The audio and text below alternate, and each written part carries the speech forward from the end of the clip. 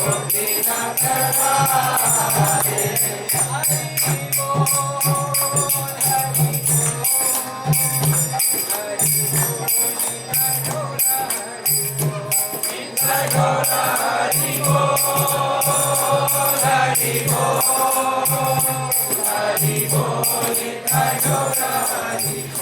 what did we discuss in our previous class? Last. Yeah. This course is called Bhakti Sastri. Book is Bhagavad Gita. Third chapter was going on. And we completed the third chapter last week. Modes to regulate attachment. Pardon? Modes to regulate attachment. Modes to regulate the attachment. Modes to regulate attachment. Yeah, the importance of regulating our attachment. Importance of controlling lust. Yes. Arises from the mode of passion and it does not go with old age. Lust doesn't go with old age. Subtle and quiet. Pardon? It's very subtle. Lust is very subtle. Yes, it's not as manifest as anger. The way to overcome is to surrender to the Lord. Daivi Hesha Gunamavi, Mama Maya Duratya. Maam Eva Ye Prapadyante, Maya Metantaratya. This divine energy of mine is very difficult to overcome, but one who surrenders to me, it's very easy to cross. We What also else did we discussed discuss? what gives rise to lust. For example, identification with the body and considering me and mine, considering the land of birth as worshipable and place of pilgrimage without even understanding that I am soul. Contemplating on the sense objects. Yeah. Actually, it's reverse of what you're saying. The cause is different. The cause effect. I think you got it. Ulta, right? So lust consolidates aham mameti, I and mine. Pumsa striya mithuni bhava meta. So because of this mithuni bhava, because of this lust attraction between man and woman, because of that, centered around that, so many relationships are formed in this world. Based on that, the soul starts getting into the concept of I and mine. My wife, my family, my whatever, my relatives, my car. Everything starts from that mithuni bhava, lust. Lust for material things, lust for sense enjoyment. Alright. So, today we have 15 verses to cover. So, we'll have to do an express train class today. We will cover text from chapter 4 from verse 1 to verse 15.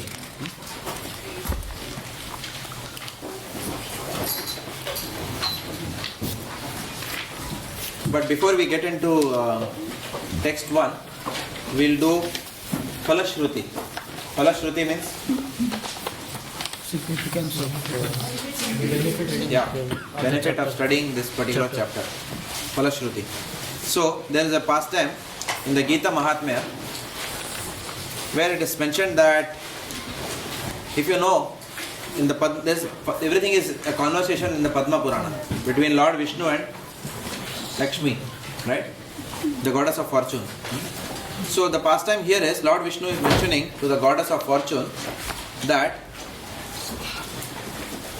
by the Ganges in the town of Banaras or Kashi.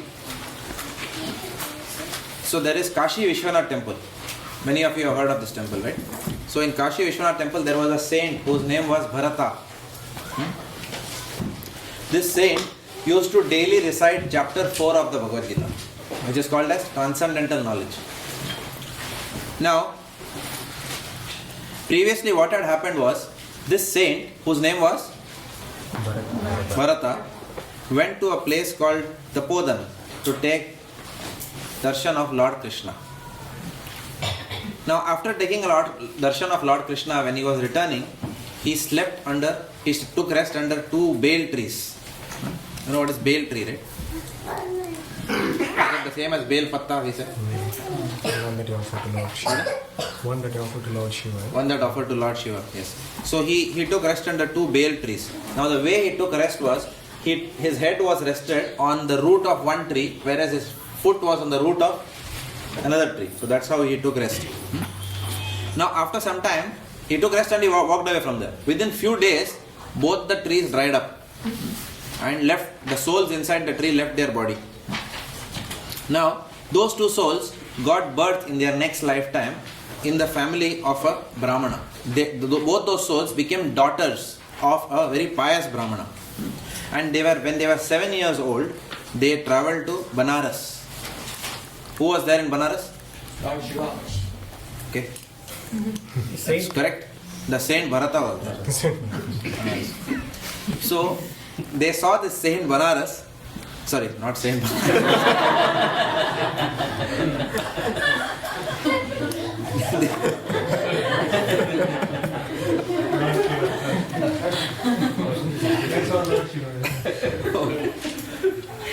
I told you I'm poor with pastimes. I always go for. Okay. Once I called Mandodari as. Mandodari was wife or sister? Again, wife. I called sister in one class down. And Yamunalila was furious with me. He said, "You please don't narrate pastimes. Restrict to philosophy." Anyway.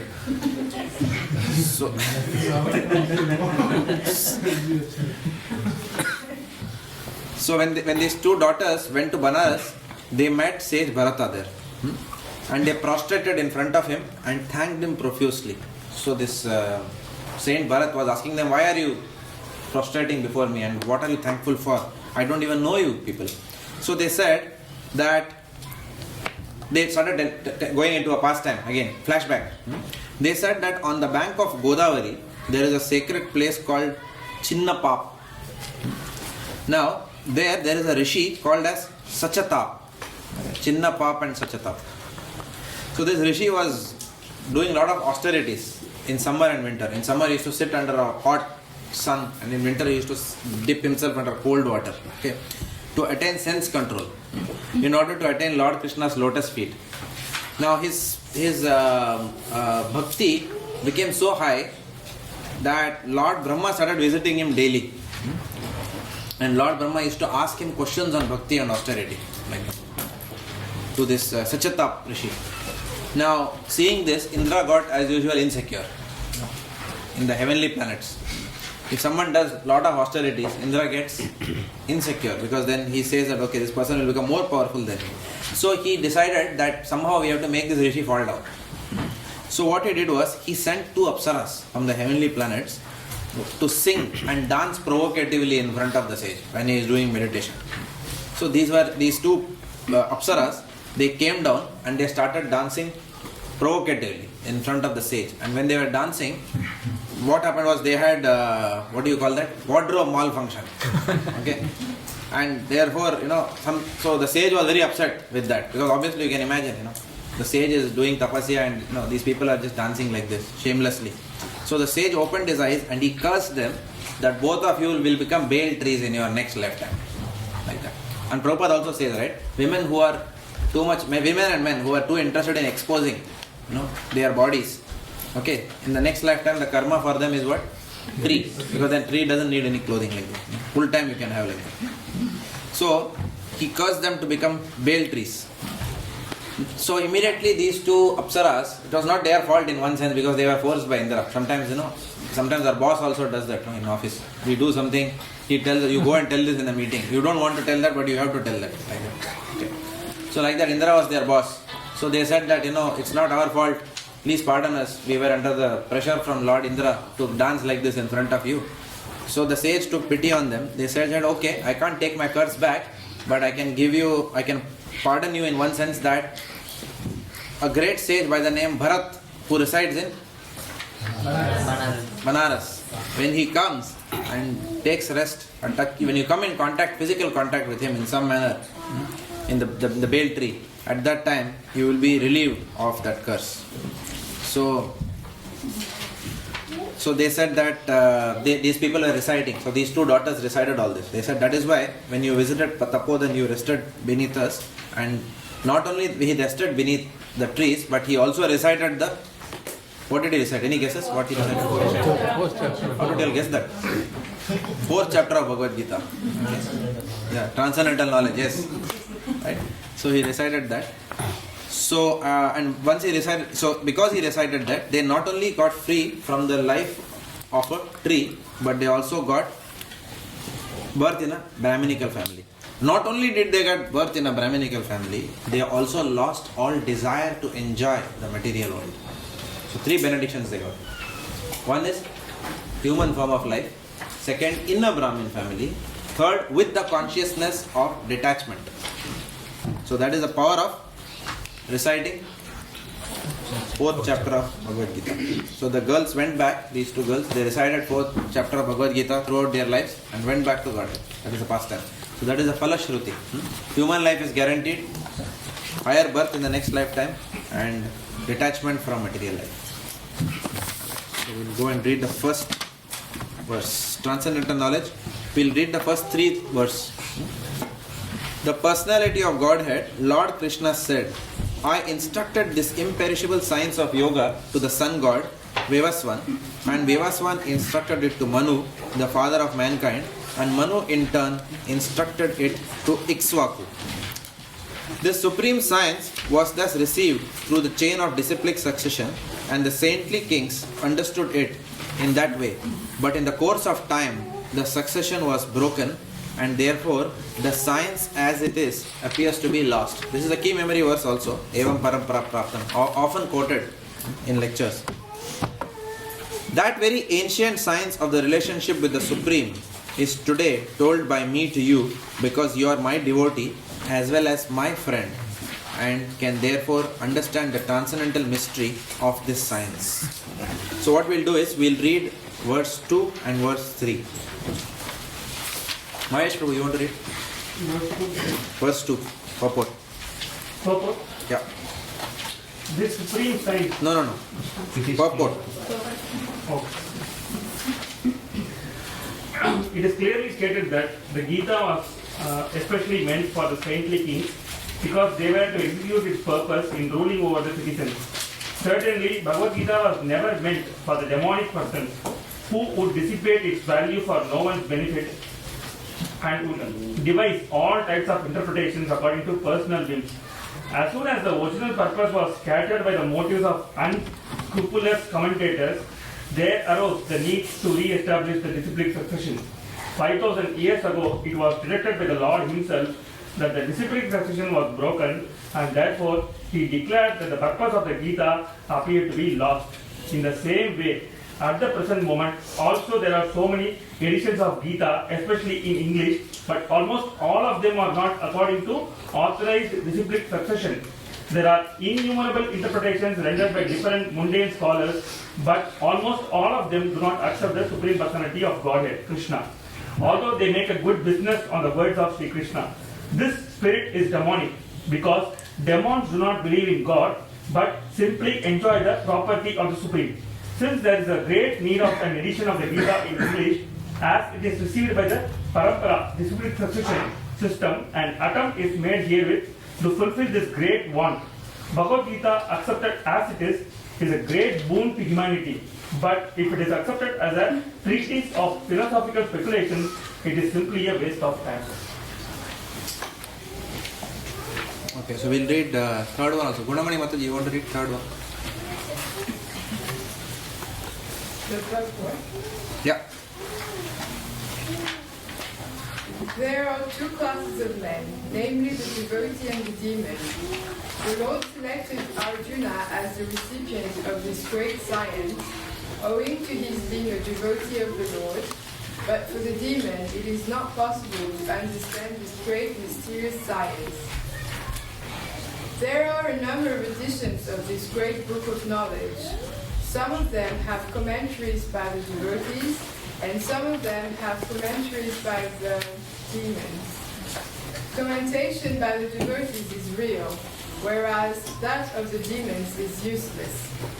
Arjuna accepts Sri Krishna as the Supreme Personality of Godhead, and any commentary of the Gita following in the footsteps of Arjuna is real devotional service to the cause of this great science. The demonic, however, do not accept Lord Krishna as he is. Instead, they concoct something about Krishna and mislead general readers from the path of Krishna's instructions. Here is a warning about such misleading paths. One should try to follow the disciplic succession from Arjuna and thus be benefited by this great science of Srimad Bhagavad Gita. What are the points here? I'm assuming that all of you have anyway read the purport for one. For coming to class. If you have not been reading, please do read and come. Responsibility for learning is both ways. Students, actually on the students. Cook fate marks. So please read and come so that you don't miss out on those purports which we are not reading. We will not be reading all the purports in the class. That's why.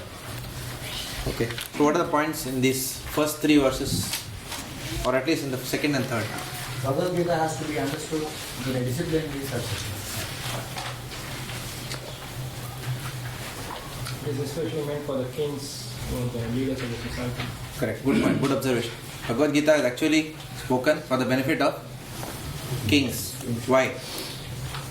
People will follow. So please raise your hand. Otherwise, please raise your hand if you want to answer. Yes. Whatever values the king espouses, those become the norm in society. Krishna is mentioning here the qualifications of the person who should understand or read Bhagavad Gita. He is telling because Arjuna is his devotee and friend. Yeah. Who is qualified to understand the subject matter? Devotees. Devotee. That Mridanga can also go in behind so that there's more space. Yeah. Can we pass it? Can go underneath that table or something. Someone can sit in that space. Now the devotees can. Yeah, can all devotees move a bit? 1 foot ahead. Thanks. Yeah, anything else? Yeah, there are many versions of Bhagavad Gita, but especially in English translation. And some of them are written by devotees and most of them by demons. So one should read those which are written only by the devotees. So Krishna is also saying that in the course of time, this disciplic succession was broken, and that's why he is again speaking to Arjuna. This purpose emphasizes some importance of understanding the knowledge which is written by a bona fide representative by a person. So it emphasizes that people just go to any other translations available by the person and they misinterpret the message of the Lord. So, Anything else? Another important point it says is we should understand Bhagavad Gita to mainly to become a devotee and rather than for philosophical speculation. Correct. Yeah.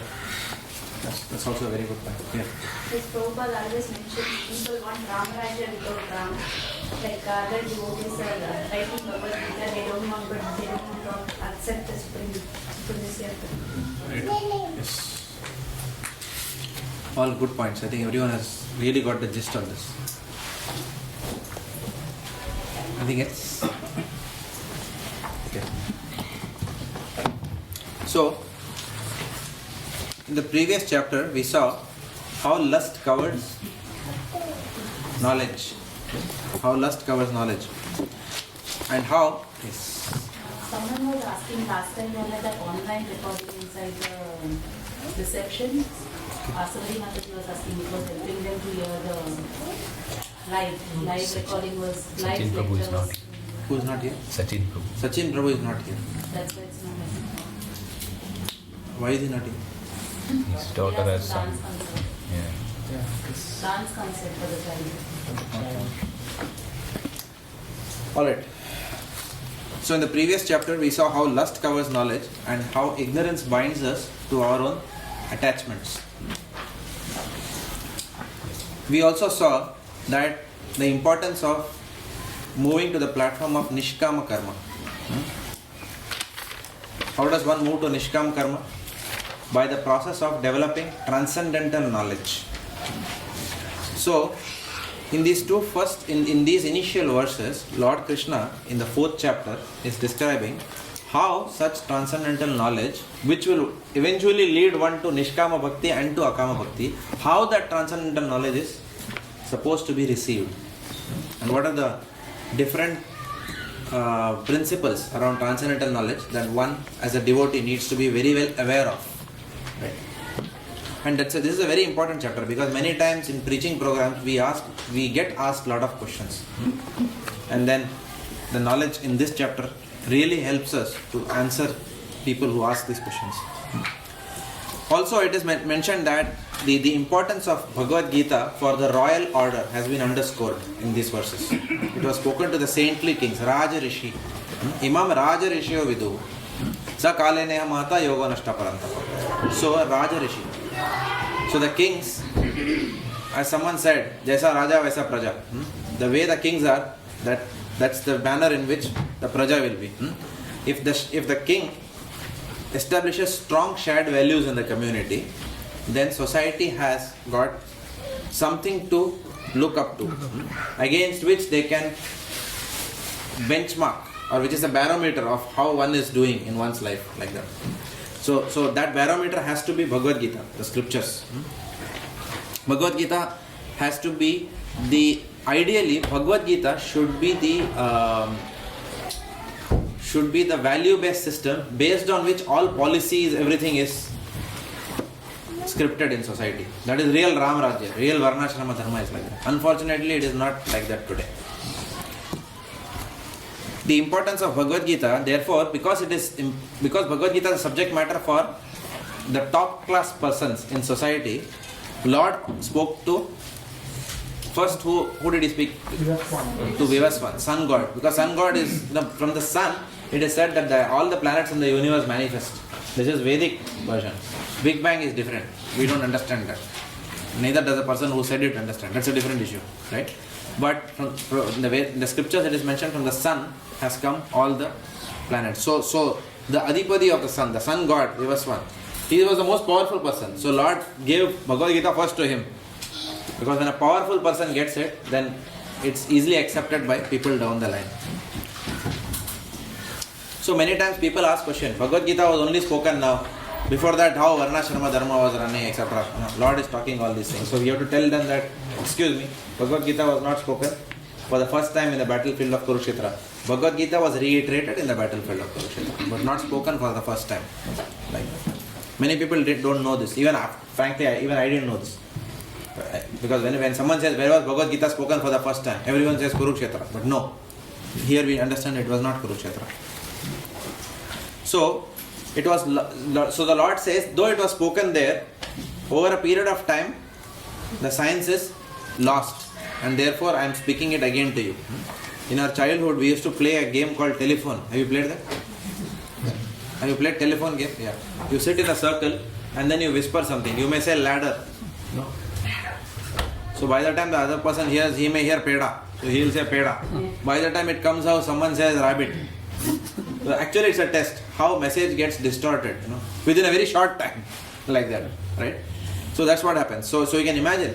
Sun god, so how many years back that was spoken? So over a period of time that message got distorted, contorted, lost. Therefore Lord Krishna is speaking again in the battlefield of Kurukshetra. Also it is and then this message of Bhagavad Gita has been passed through disciplic succession, through a set of responsible people who will not distort that message. One greedy man can completely give a different interpretation, and unfortunately that has happened already in Kali Yuga. Even within these 5,000 years now we have different interpretations of Bhagavad Gita. So Bhagavad Gita has been spoken, also it is mentioned in these purports that Bhagavad Gita has been spoken by the Supreme Personality of Godhead himself, who is Apaurushaya. Apaurushaya means he is not a mundane conditioned soul. He is not an ordinary conditioned soul. Therefore, whatever he has spoken does not come under the 4 defects, which is making mistakes, illusion, cheating propensity, and senses are imperfect. Okay, so it doesn't come under that. So it's perfect, whatever the Lord spoke. And again, 40 years ago, this Bhagavad Gita has been, after Lord Krishna who has renewed the Bhagavad Gita. Srila Prabhupada did. Okay. He cut across, because again, Sa kale neya mahata yoga nashta parantapa. All the Mayavadis started giving their own interpretations. Srila Prabhupada wrote Bhagavad Gita as it is for all of us. So again it has been re-established in one sense. So the unscrupulous commentators have written Bhagavad Gita with a demonic mentality. Some people wanted money, some people wanted popularity. Many of the people who have written Bhagavad Gita, they have written it during their retirement. philosophically inclined, LIC job is over after 40 years, so sit and read Bhagavad Gita, like that, to get popularity, just because they had some talent and they wanted to write something which will appeal to the general masses, Hindu community. So they wrote something. But obviously, people who have read such commentaries have not gone anywhere in life. But people who have read Prabhupada's Bhagavad Gita, their lives have changed. So that itself speaks the power of Bhagavad Gita as it is. Finally, Arjuna's qualification. What is his qualification? Lord says, you are my devotee and friend. Because only a devotee can understand Bhagavad Gita, because he has a very intimate relationship with Lord Krishna. Raja Vidya Raja Guhyam Pavitram Idam Uttamam. The Lord says in 9.2. So, devotee has a secret relationship with the Lord. Right? So the relationship between the devotee and the Lord comes under Rahasya. Rahasya means what? Secret. Yeah. Secret, confidential, mysterious. There's a different relationship. Whereas a non-devotee's identity is covered by Maya all the time. And Lord Krishna is in no mood to remove the ignorance of non-devotees. He is in no mood to do that. So he leaves them alone. So therefore, he is telling Arjuna that because you are my intimate servant and my friend, therefore I am speaking this science to you. Otherwise, I want to leave those people who want to enjoy the material world, who don't consider me. I just want to leave them to their free will. He's not partial in one sense, but he's still favorable to his devotees in that sense. He doesn't compel anyone to approach him. Also, yeah, please come. You want a chair?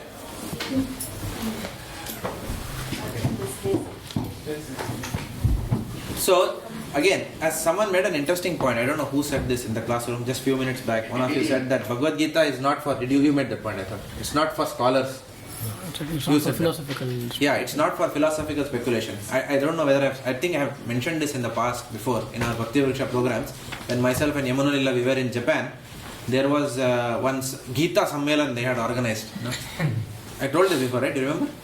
Gita Sammelan they had organized in Tokyo somewhere. So we went there. Okay.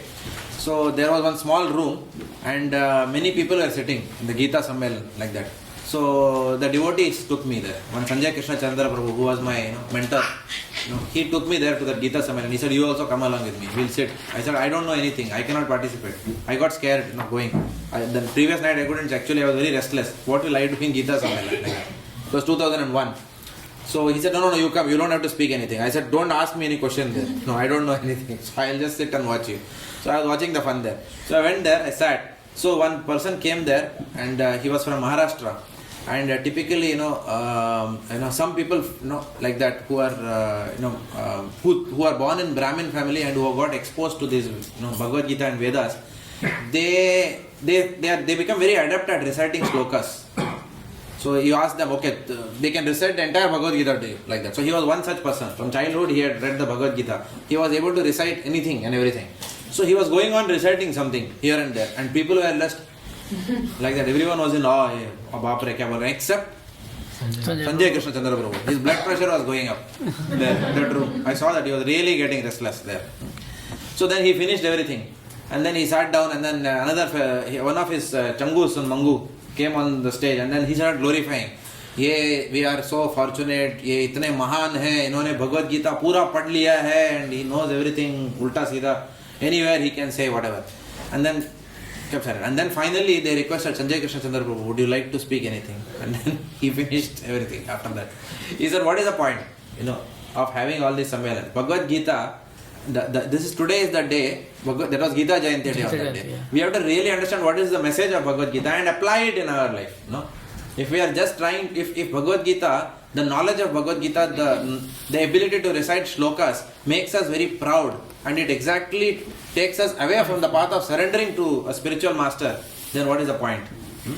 So many people get entangled in these kind of things.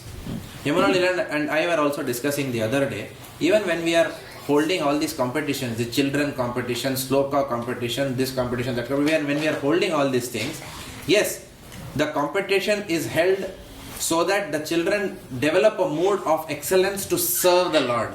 Okay. But the competition should not be given more importance. It should not spoil the entire mood of the whole event with everyone trying to think that, somehow my child should outperform, that person's child like that.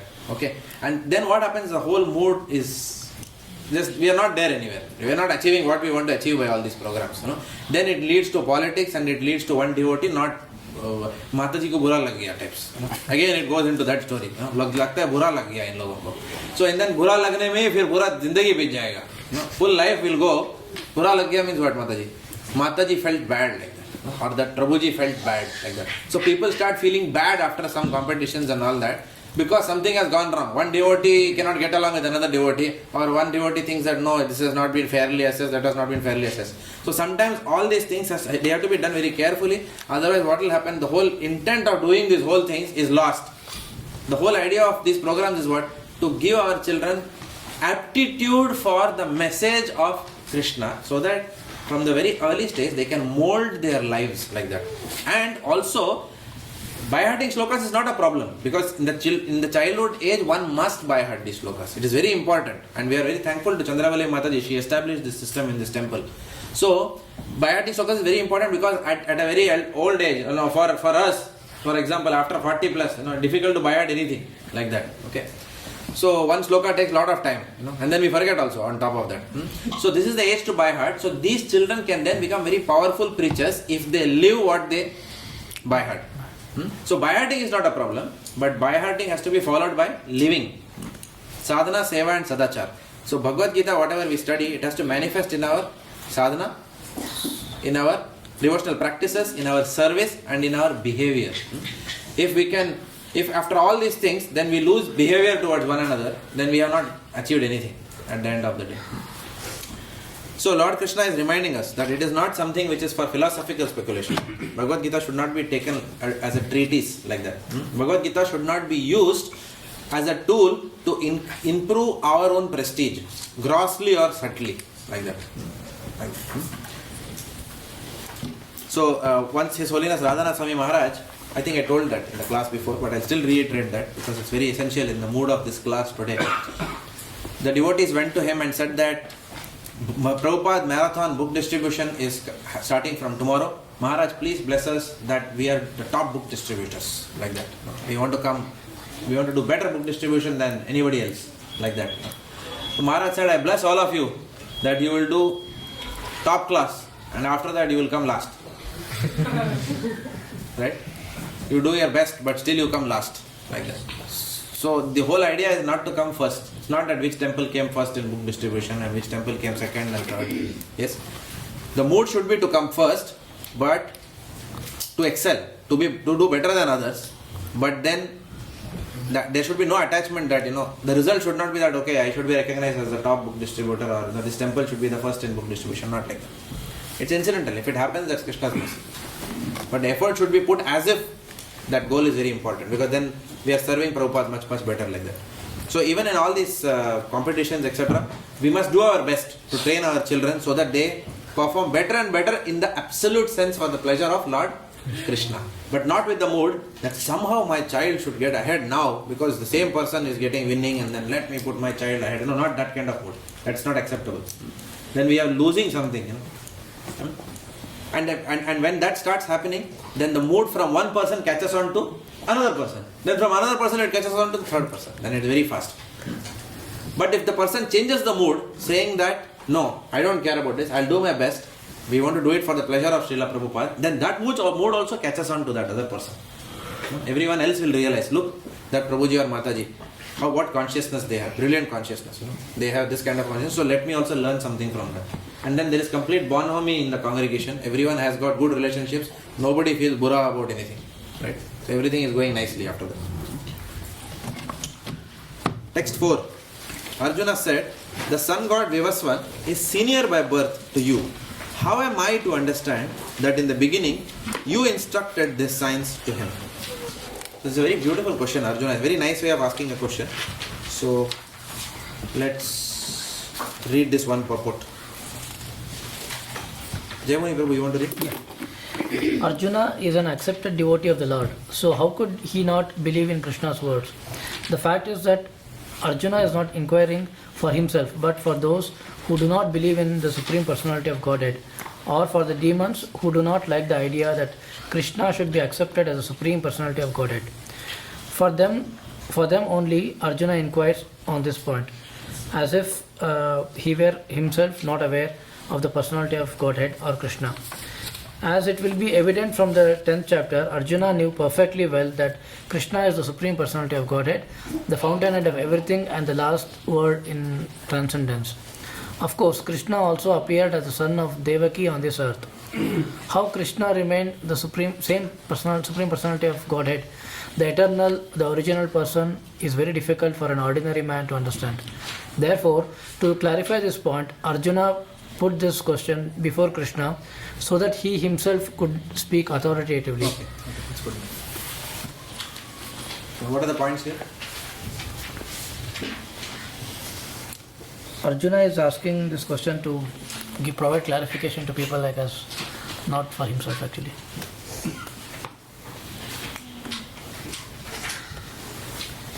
And then he was saying how it is mostly to convince other people who don't believe that Krishna is God. But I was thinking most people don't even believe in God. Once you speak of a sun God, like how would they get convinced that Krishna spoke to the son of the God of the sun, which might be a bit far-fetched for them. Is that a question or a... Yes. What's the question? The question is, Arjuna was speaking that to try to convince those who don't believe that Krishna is God, Correct. that he is actually God. Yeah. And he was saying you spoke to the sun God, but most people in this age don't even believe in God. Yeah. What to speak of a sun God? Mm-hmm. So it might be a bit far-fetched for them to say, well, actually Krishna talked to the God of the sun, and wouldn't that be a bit much for them? Yes. So that's why Bhagavad Gita is not for Bhagavad Gita is actually, it's mentioned somewhere. Bhagavad Gita is an advanced scripture. It is not for neophytes. It's mentioned here in the purports itself. So directly for neophytes, we don't start with Bhagavad Gita ever. Even when we do Bhakti Vriksha programs, we never directly start with Bhagavad Gita. Dharma Kshetre, Kuru Kshetre, okay, everyone sit down. No. That's not the way we do programs. The first thing we talk to people is what is the goal of human form of life. Right? Then we tell them what are you, who are you? You are the soul, not the body. So it takes us almost 7 months to come to the point of Bhagavad Gita. So we do the Science of Self-Realization series before that. So even for devotees, most of us, very few of us I think would have started reading Bhagavad Gita directly and understood anything. Attempt we all made. But for example, when I opened Bhagavad Gita, I didn't understand head or tail. Or what is it? I couldn't understand the difference. I struggled with difference between Brahman and Brahma and Brahman. Yeah. I always used to struggle like that. Brahman, I never understood what it is. Right? He also had the same problem. So Mataji can relate. She had the same problem. Right? So therefore Bhagavad Gita is not for neophytes. It is for some people who have a little bit of faith but who still do not understand who is the Supreme Personality of Godhead. For people who do not have any faith, that is why Srila Prabhupada wrote so many books. Matchless Gift, Coming Back, Journey of Self-Discovery, Science of Self-Realization. So many books Prabhupada wrote. What is that? Laws of Nature. Karma, Law of Nature. Yeah, all those books Prabhupada wrote.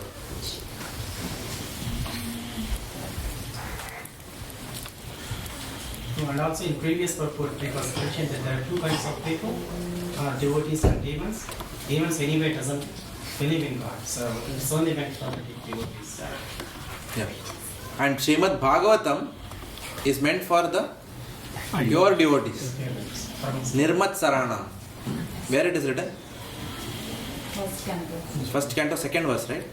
Dharma Projito. Sorry. Dharma Projito Kayeto Nirmat Saranam. Second or third verse. Yeah, it's mentioned. It's meant for those people who are completely free of any desire. So people who are completely free from material desire and envy, they absorb most from Srimad Bhagavatam. And people who have faith, they absorb Bhagavad Gita very well. Though they may not be on the Akama platform, Nirmat Saranam platform. Like that. And obviously Chaitanya Charitamrita is completely different. It's for those people who have finished Bhagavad Gita, and Prabhupada says it's a PhD level study. Chaitanya Charitamrita. Alright, so in this particular verse, Arjuna is demonstrating the etiquette of how to ask questions to a person who is giving us transcendental knowledge. So, the language which he uses is something which we can all directly emulate that in the class. So if Maharaj, for example, Gurujan Prabhu is sitting, he is making a point, then we don't ask Maharaj like this, Maharaj, but how you can say like this? This is one way of asking question. But Maharaj, how you can say that Krishna is Supreme Personality of Godhead? This is one way of asking a question. Another way of asking a question is, Maharaj, how do we understand what you're saying that Lord Krishna is Supreme Personality of Godhead? Obviously, you know which one is better way of asking, right? So here Arjuna is also asking, how do I understand? Not how can you say like this? And this happens. In Toronto, when we were there, when Bhakti Bhagavad Maharaj, we went to a home program. So the person who was conducting the home program, he was a very fixed up devotee, but his father was a little bit argumentative type. So he brought Maharaj to his house and his father started arguing with Maharaj. But how you can speak like this? Mahatma Gandhi was a great person and this and that. He was talking about the fact that there is a fighting for the nation is one, right? But real Mahatma is what? Sa Mahatma Su Durlabha. What is that verse? Which says Sa Mahatma Su Durlabha. Bahunam Janmanamante Jnanavan Mam Prapadyante Vasudeva Sarvamiti Sa Mahatma Su Durlabha. So he was talking about Mahatma Gandhi. So he said, yes, he was a great personality, no doubt, but a person who is surrendered completely to Lord Vasudeva, who is completely working in the interest of the welfare of the entire mankind and aiding them to go back to Godhead, removing all their false identity with nation, society, blah blah blah blah. Such a person can be called as a Mahatma. So he had a big vivad with Maharaj. How can you say like that, etc. etc. Rather than that, the way of asking Maharaj is, even if you have not had that idea, you can say, Maharaj, so many people are there, great statesmen, great leaders who also are called Mahatma. So how do we understand what is the meaning of a highest Mahatma? How do we understand the title, the true import of who is a Mahatma? So this is the way he could have asked that question. He would have still got the same answer from Maharaj. So why lose etiquettes while asking a question? So Arjuna is demonstrating to us how to do pariprashna. And we will come to that verse very soon. Tad vedi pranipatyana pariprashnena sevaya. Questions has to be asked with humility and with a genuine mood of understanding an answer. Not for initiating a vad vivad, a debate like that. Because question can be asked for many purposes. Question can be asked, for example, by many times, people ask questions just to garner attention. Somebody is not getting enough attention, so ask question like that. We have seen many times that happens. Not of course among devotees, but sometimes, especially in new programs, we ask. People try to garner attention, so they ask questions like that. Questions can be asked even out of arrogance, right? Srila Prabhupada was lecturing, I think, in one of the famous universities in US, and someone after full class of Prabhupada was asking, "What is it that you are wearing on your head? What is that mark on your head?" So Prabhupada said, "What kind of question is this?" Prabhupada said, "What is it that you are wearing on your neck?" He was wearing a tie. "Why do you need that?" he asked. So Prabhupada said, "Why do you need a tie? Actually, you don't need a tie to do any work, isn't it?" Successful managers are there. Dhirubhai Ambani also did without tie, isn't it? So you don't need tie to work, right? So Prabhupada countered back. He asked, and then Prabhupada said, when a saintly person comes, ask relevant questions, sensible questions. Don't waste time in asking, useless, technical questions. Ask something by which you can change your life. So that was the mood of Srila Prabhupada. So devotees sometimes ask questions for various things. Some people ask questions to show off their knowledge, to impress. Some people ask questions ingenuinely. They ask, Maharaj, I'm not asking this for myself, but Maharaj, I'm asking for general preaching purposes. How to overcome sex desire? Like that. As if this person has completely overcome. Paramahamsa. Not relevant for me. I'm asking from preaching point of view for others, like that. So this is an ingenuine question, like that. So, and then some people can ask questions tauntingly also. Many times people ask, so you're saying chanting is enough to go back to Godhead? That is taunting question. Like that. So that is another way of asking question. Or some people like to test the knowledge of the speaker. So they ask questions like that. So somebody, suddenly asks, some question will come up. The person may not be, following any four regularity principles, maybe eating meat and drinking alcohol and watching T20, but the person will come and ask, can you please tell me the meaning of Aham Brahmasmi? Like that. So that's an advanced question, right? First, let us come to human platform of life. Correct? Then we will find out what is Brahman and Satchidananda and all that. But suddenly in the first class itself, somebody will come and ask this, very fantastic questions like that. So questions have to be genuine like that. Some people will ask questions out of envy to derail a class. Abhi isko dikhata hu main kaun hu. I'll put him down right now. Let me show him what this fellow is. He's sitting on the Vyasasana. I'll prove it that you are not qualified to sit. So out of envy, people can ask questions to get even with others. We have seen people ask questions to get even with others also in the class, like that. So somebody is sitting there and they have offended you. So you are asking question, Maharaj, how to, some people who are second initiated also are behaving like this, Maharaj. So second initiated people can do anything, Maharaj, in the temple. How do we understand that? So you know that the question is not, asking Maharaj anything. The question is a taunt that side. I am asking question for like that. That mood is there.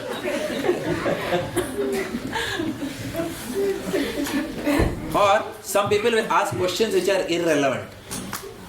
One day somebody asked question to one Maharaj, what is the height of Chaitanya Mahaprabhu? Exactly how tall he is. Now what kind of question is it? Actually it was asked. Maharaj was extremely patient with that question.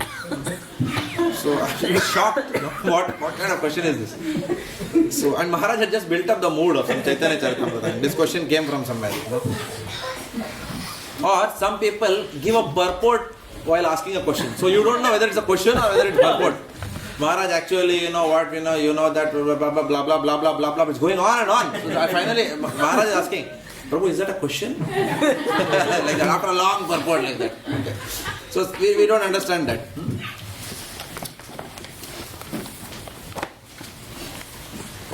So Arjuna is demonstrating the way of truly asking a question for one's own benefit and for Loka Mangalam. Similarly, Parikshit Maharaj, Sutta Goswami was also asked by the sages in Naimisaranya questions. And Parikshit Maharaj is also asking questions to Sukadeva Goswami. So there is a verse in second canto, first chapter. I think it is, it's there. Varyan esate prashna Kruto loka hitam nripa. Means your questions are glorious. He is being congratulated. Parikshit Maharaj is being congratulated by Sukadeva Goswami. Varyan esate prashna. Your questions are glorious because the answers to these questions are loka mangalam. It is meant for Krito loka hitam. Logon ke hit mein hai. Loka hitam nripa. And then the next two lines also, I forgot the next two lines. Anyone remembers this verse? The next two lines he says, otherwise people have so many subject matters for hearing in society. It is like that. People ask so many questions otherwise, which are not relevant for the goal of life. What happened to that Aishwarya Rai's son, that baby? When is the first birthday? Whether Amitabh Bachchan is holding, the hero, Bollywood hero is holding birthday in Taj Mahal Hotel or whether he is holding somewhere else. These are the kind of questions which are more pertaining to gossip and inquisitiveness which is not required, right? And many of the times you go to that Coles and Safeway, you will find that magazine, is Kate pregnant? It will be written there in the magazine. How does it matter if she is pregnant or not? Who cares at the end of the day, correct? Or why she left Tim, something will be there in that magazine, right? So and you are wondering, and somebody will say, why she left him? They have such kind of inquisitiveness. Why that fellow left him? That is a big inquisitiveness right now. Whereas the true inquisitiveness means what? Every day by rising and setting of sun, we are one step closer to death. How to go back to Godhead after this and not continue in this, rotting in this material world. So these are real questions. Kruto loka hitam nripa. Everyone is benefited by these kind of questions and answers to these questions. Like that. And genuine questions are food for the acharyas. For example, we have realized in our own Bhakti Vriksha, we have seen when His Holiness Sankarshan Das Adhikari Maharaj comes and when Bhakti Vishrama Madhav Maharaj comes, we already keep a basket of questions ready for them. And they are very happy. Once Maharaj was telling me, Bhakti Vishrama Madhav Maharaj, when I was driving him somewhere, he said, I don't want to go to anybody's house to eat prasadam. I don't care about prasadam. I'm not that kind of person. No. What I want is, I want food of questions. You give me question. You may not give me strawberry, you may not give me khichdi or whatever, but give me a lot of questions, he said. So that is what is the questions are food for the preacher. Like that. So and genuine questions really attract and make them also very happy. So by asking them questions, good questions, we are also rendering a service to them in that sense. So how? Because they are always eager to fulfill the mission of Srila Prabhupada. By we asking questions, they are able to fulfill Srila Prabhupada's mission. They are then able to serve their spiritual master's instructions. So that way it works. And usually questions can be directed towards personal application or preaching application. Those are the best type of questions to be asked. Maharaj, how do I improve my sadhana? Maharaj, I am struggling to come for Mangalarti. Like that. And these are the kind of questions. Of course, we should ask technical questions as well. For example, when someone like Bhanu Maharaj comes, then we can ask those technical questions for which, sometimes we, from preaching point of view, we still need to be very armed with technical answers as preachers. Otherwise, somebody will think that, you are doing some sentimental business here, right? So we need to ask technical questions also. So somebody may ask, okay, what is the difference between Pradhan and Mahatattva, right? Now that is not very, very important for our sadhana, but it's very important from a preaching point of view. Because what will happen when we preach, people will come from all kinds of institutions. Some people will come from all kinds of Mayavadi schools into our class, right? So then we need to be able to explain to them that, look, we are not only chanting Hare Krishna Mahamantra, we know what is being taught in your institution as well, in terms of the metaphysics of the cosmos and existence, right? So from that point of view, we can ask questions. Questions can be asked understanding the mood of the Acharya. For example, when Bhakti Vishrama Madhav Maharaj comes, what is his mood? Tulsi Maharani. So, if you ask questions on Tulsi Maharani, Maharaj is very happy. And we genuinely also have questions on Tulsi Maharani. How to take care. Then Maharaj is in his full flow after that. Right? So then that's the way we derive. Knowing the mood of an Acharya, then you ask those kind of questions. With Devamrit Swami, we can ask questions which are very, for example, we can ask, this is a youth group which is having this kind of a question, right? Or how to build relationships. These kind of questions we can ask. Maharaj is always emphasizing on these kind of things, like that. Bhanu Swami, we ask technical questions because Bhanu Maharaj is very sound when it comes to the technical aspects of the Shastras. Many Acharyas themselves go to him for asking these kind of questions. So like that. So questions can be asked understanding mood of the Acharya. So here we find that Arjuna wants to speak. Arjuna wants the Lord to speak about himself now. That is why he is probing the Lord so that the Lord is now going to speak the entire Bhagavad Gita. And also going to declare who he is. That's what he is going to do now. So this is the greatest welfare work for mankind. Any points here?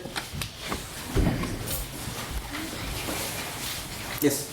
I heard in a lecture recently that this was also similar to what you said this was an intelligent way of asking the question.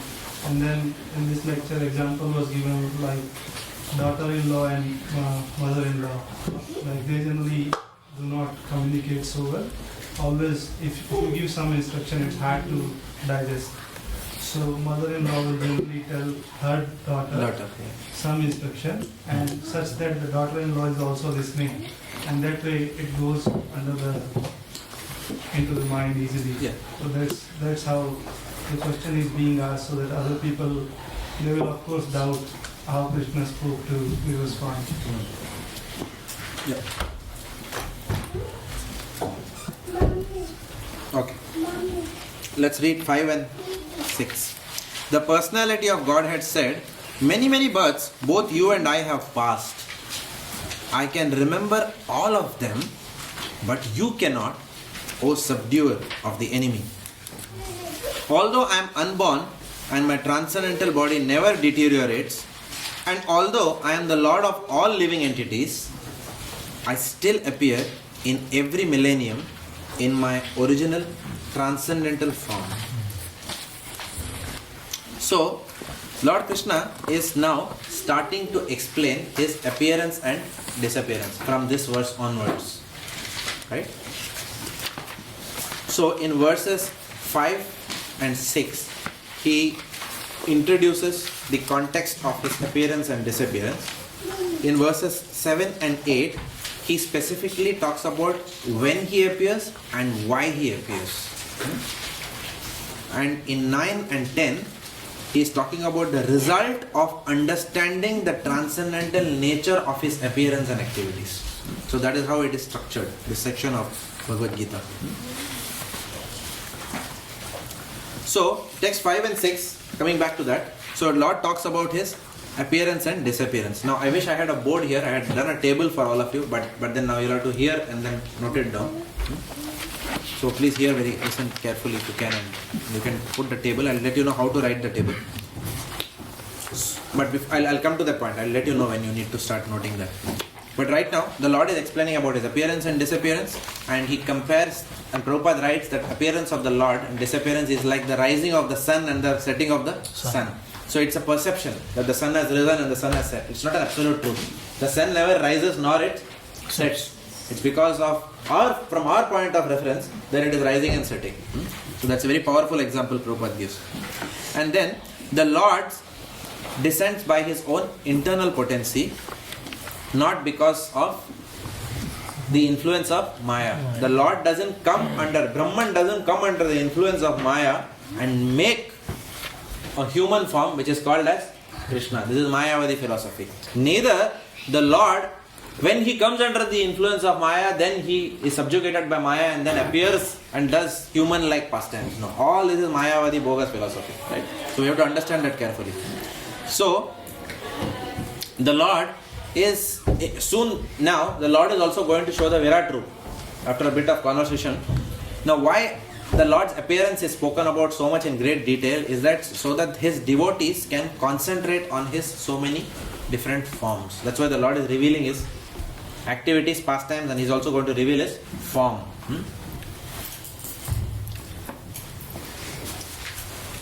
So, by getting this transcendental knowledge, by understanding the appearance and disappearance of the Lord is actually also bestowing his causeless mercy on us. That's what Srila Prabhupada writes here. So that the Lord can fulfill his own desire and we can also uplift ourselves. Because the Lord is Swarat. He doesn't have to ask anyone to appear. Whenever he feels, he is very free to appear in whichever form that he wants to uplift human society. Like that. So Prabhupada also writes that the Lord appears with Chaturbhuj. He can appear with 400 form, and at the same time he can also appear in 200 form. At the same time he can appear in an animal form. At the same time he can appear in a form which is half man, half animal. Right? So there is nothing that is constraining in terms of his appearance. He can appear in any form whatsoever. The Lord is Aja. Aja means unborn. And Avyaya. Avyaya means is without deterioration. Vyatyaya means deterioration. Avyaya means without interruption, without deterioration. The Lord has many incarnations, but Ete Chamsha Kalapumsha Krishnastu Bhagavan Swayam. This Vasudeva Krishna, this Dhir Prashanta Krishna who is speaking to Arjuna is the Lord himself. Lord himself, the highest form, Krishna himself. Again, in terms of mood, Dhir Lalita and Dhir Prashanta is different. But again, Vasudeva is the Supreme Personality of Godhead. Like that. So Prabhupada says the example is given of Vaidurya stone. The Vaidurya stone can appear in different colors. But still the identity of the Vaidurya stone is still the same. Devotee may forget the Lord, but devotee can remember the Lord by the grace of Guru. But the Lord in any case never forgets the devotee in any situation. So now you may draw the table if you like. So you can put two columns. Differences between Lord Krishna and the conditioned living entity. So what in a tabular form we can summarize the entire section. So you can remember these points for your personal and preaching application. On the left hand side you may write Lord Krishna. On the right side column you may write conditioned living entity. So the first point on the side of Krishna. So the title is what? The title of this table is Differences between Lord Krishna and the conditioned living entity. The first point is Lord Krishna is eternal and remembers the past, present and future. Right? Eternality. He is Achyuta. He never forgets anything and he is infallible. He cannot make mistakes. On the other hand, the living entity, the similarity is what? He is eternal, but the living entity has a forgetful nature because tatascha shakti, like that. So that is the first difference between Lord Krishna and the conditioned living entity. The second difference is the Lord remembers all its births because his body does not change or deteriorate. Avyayam. Whereas a devotee's body changes with every time. With every death, the devotee's body changes. Even during this lifetime, our body changes and deteriorates. So we forget our childhood. What to speak of childhood? We sometimes forget what we discussed in previous class. Correct? So that is our memory. Right? But the Lord memory is such that he says that after so many trillions of years before I spoke something, and he is telling that to Arjuna. His memory is so sharp. The third point is the Lord appears by his own will. And we are forced to appear by our karma. This is the third point. Right? Difference between Lord's appearance and our appearance. The Lord's body is transcendental, whereas our body is material. This is the fourth point.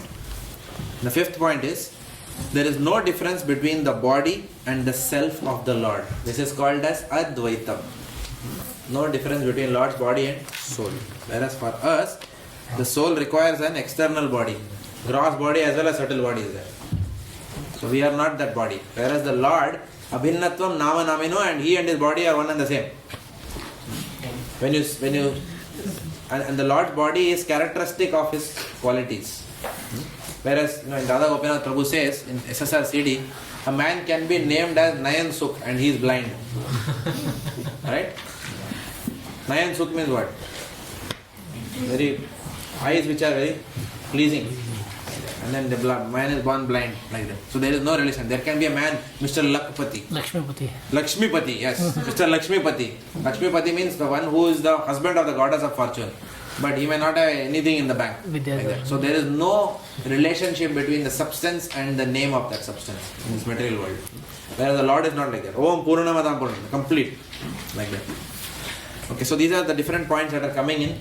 This is the gist of what is given in 5 and 6. Yeah. Two questions here. One is, you said, so the living entity, conditioned living entity is eternal but forgetful. So once the soul is free from the material conditioning, then he is not a conditioned living entity. So, okay, but that soul will remember everything at that stage, isn't it? Yeah. So remembrance is the true nature of the soul. Forgetfulness is an artificial state of the soul. Does it make sense? Yes. So it's not an imposition on the mind. Remembrance is already there, but forgetfulness is covering the remembrance, like that. When forgetfulness goes away, the remembrance manifests on its own. Remembrance doesn't have to come from outside anywhere. It is already there inside. It has to become manifest. Yes. Prabhuji, there are some people could remember their past birth. Yes. Few births they can remember. How is it possible? It is possible by the will of the Lord. For example, in Srimad Bhagavatam, Jada Bharat was able to remember his past birth as Maharaj Bharat.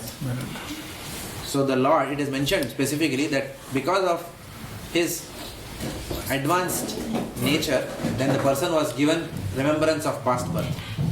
Even for some conditioned souls, the Lord may give it because the karma of the soul may be such that they remember their past birth. So how the laws of karma work, why they work for a particular person a particular way, nobody can say. But it's entirely possible. In his SSRC, Jagannath Prabhu was giving many instances where people remember their past birth.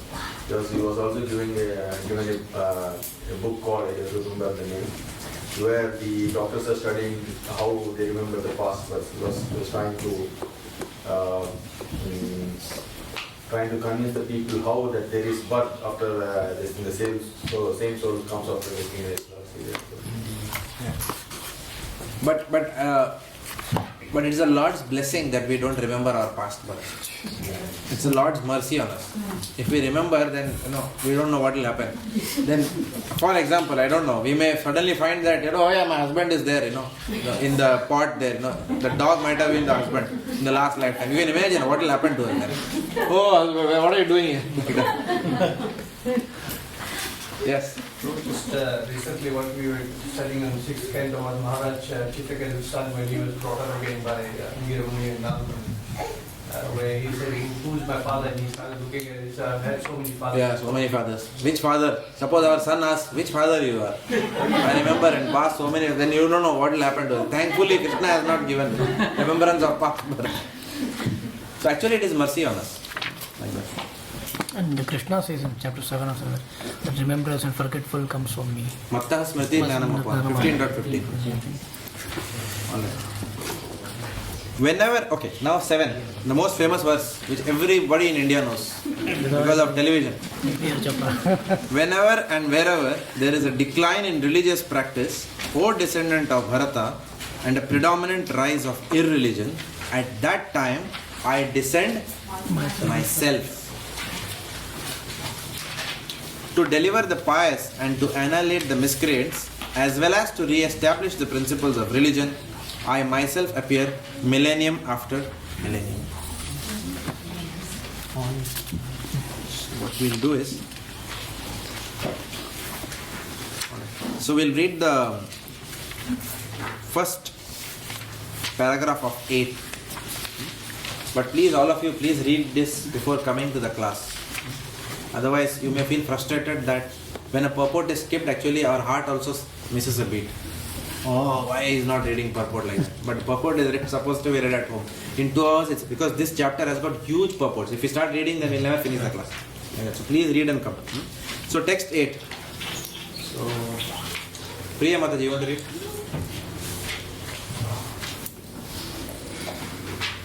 According to Bhagavad Gita, a sadhu holy man is a man in Krishna consciousness. A person may appear to be irreligious, but if he has the qualification of Krishna consciousness wholly and fully, he is to be understood to be a sadhu. And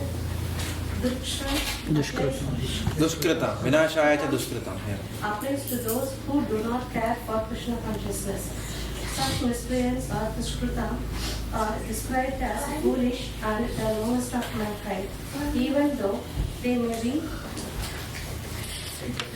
decorated with a mundane education, whereas a person who is 100% engaged in Krishna consciousness is accepted as a sadhu, even though such a person may be neither learned nor well-cultured. As far as the atheistic are concerned, it is not necessary for the Supreme Lord to appear as he is to destroy them, as he did not with the demons Ravana and Kamsa. The Lord has many agents who are quite competent to vanquish demons, but the Lord especially descends to appease his unalloyed devotees who are always harassed by the demon. The demon harasses the devotee, even though the latter may happen to be his king. Although Prahalad Maharaj was the son of Hiranyakashipu, he was nonetheless persecuted by his father. Although Devaki, the mother of Krishna, was the sister of Kamsa, she and her husband Vasudeva were persecuted only because Krishna was to be born of them. So Lord Krishna appeared primarily to deliver Devaki rather than to Kamsa, but both were performed simultaneously. Therefore, it is said here that to deliver the devotee, to vanquish the demon miscreants, the Lord appears in different incarnations. Thank you. So what are the points?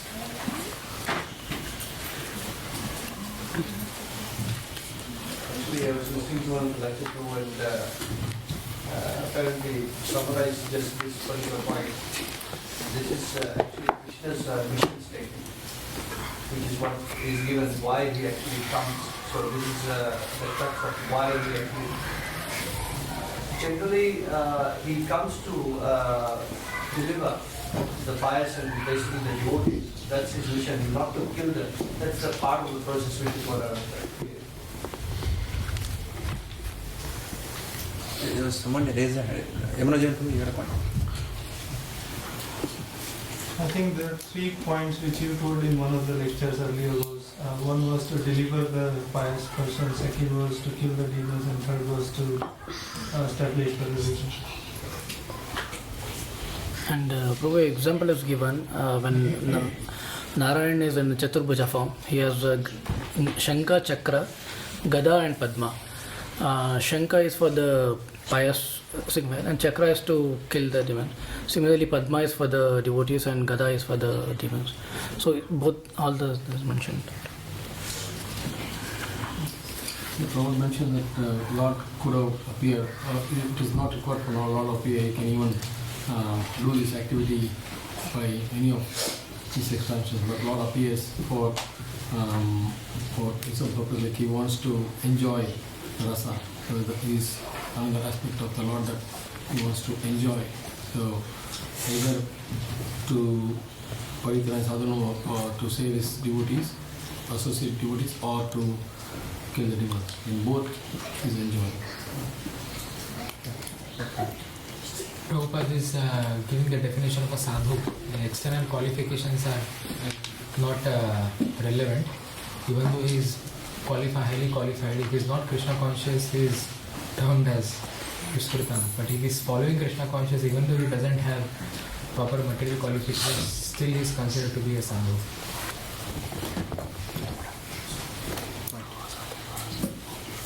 Anything from verse 7 for those people who have read the purport? Madhavan Prabhu, any point from verse 7 you want to tell us?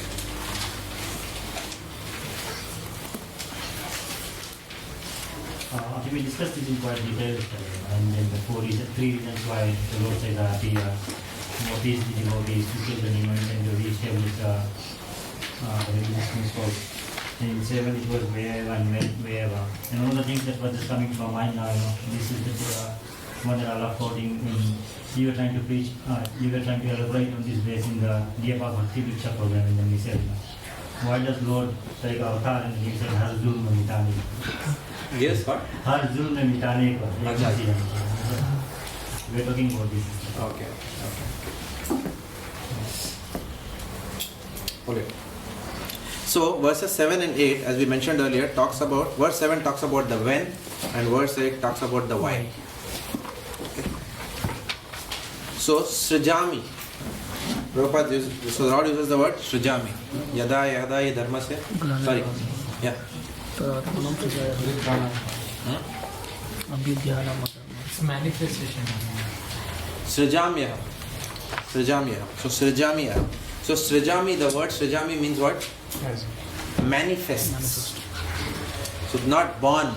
Srijami, I manifest. This is a very, very important point, especially to defeat the Mayavadis. The Lord is not born, He is manifest. The sun doesn't rise, the sun manifests itself. Right? So from our viewpoint, the sun is rising and setting. So our logic is completely different. Right? But the reality is completely different again. It is just manifesting and disappearing from our vision. So the Lord also says, I am unborn. It's just that I manifest and unmanifest to people. Yes. So Prabhu, this meaning of Srijami which Prabhupada gives here, is it manifest because it's in relation to Krishna, or is it the actual meaning of Srijami is manifestation? Manifestation. Prabhupada writes manifestation. What does Prabhupada write in translation? Because it says Srijami cannot be used in the sense of creation. Yeah. So is it that because Srijami, if it's for a normal conditioned soul, it is creation, it's born, but because it's used for Krishna is manifestation. Is it that? No, so soul is also not born. No? Soul is also unborn. We have studied that in second. But in this case, Krishna is manifesting in his actual transcendental form, right? Yes. But the soul, even though he is unborn, he is taking a material form. Yes. So he is actually So my question is that is Srijami the meaning, the manifestation is only because it's used for Krishna? Yes, it's for Krishna. Yes. So it's for you and me, then it would have been creation. Yeah, born. Yeah, born in one sense. It would be atrocious to say I am manifested in this world. You can imagine what will happen.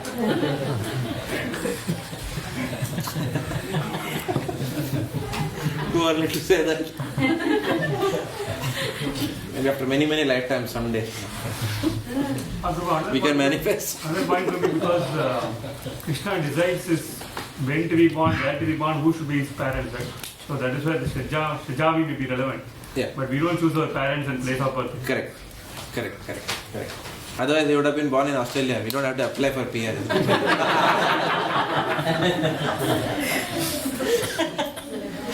Yesterday we were doing a program in Tarnet yesterday night. So we were mentioning that quit India. Like Gaurang Prabhu says in one lecture, the Indian software engineers have taken it very seriously. Quit India movement, which started by Mahatma Gandhi. So he asked the Britishers to quit India, but now Indians are quitting India. So we go to manifest in different places for different reasons.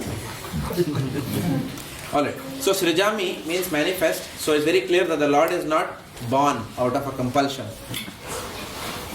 So there are three reasons for the Lord's appearance. The first reason is circumstantial appearance of the Lord. Three purposes are there. One is Paritranaya Sadhuna, Vinashaya cha Dushkritam, and Dharma Samsthapanarthaya. So let's take Dharma Samsthapanarthaya. So Chaitanya Mahaprabhu also manifested for Yuga Dharma, to inaugurate the Yuga Dharma or Sankirtan movement, chanting the Hare Krishna Mahamantra, like that. So the Lord Krishna manifests to give us, to again re-establish the principles of religion, right? So what is the highest dharma? Sarva dharman parityajya mam ekam sharanam. So Lord Krishna himself came and towards the end gave the highest dharma statement. Highest dharma in this world is to take shelter of Krishna. I will deliver you from all sinful reaction, do not fear. So don't worry that I am not following this dharma, I am not following that dharma. A devotee need not follow Varnashrama Dharma. Varnashrama Dharma is given, definitely. Lord himself enunciates that, speaks about that. However, towards the end, he says, Sarva Dharman, Sab Dharma ko chhod do. Leave everything and then Maam Ekam Charanam Raja. Saranagati is the highest Dharma, like that. So for this, to remind us of that highest Dharma, Dharma Samsthapanarthaya. So he is again and again coming. Now, Bhagavad Gita 14.26. If you all have, let's go and see what is mentioned there. 14.26, page 624.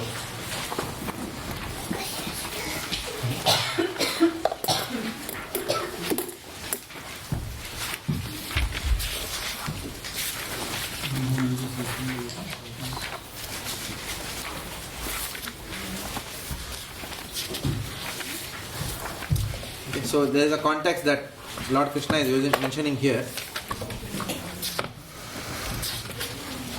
Actually, it's not 14.26. Which is Sarva Dharman Parityajya? 18.66. Made a mistake. 18.66. I had a typo here on my side.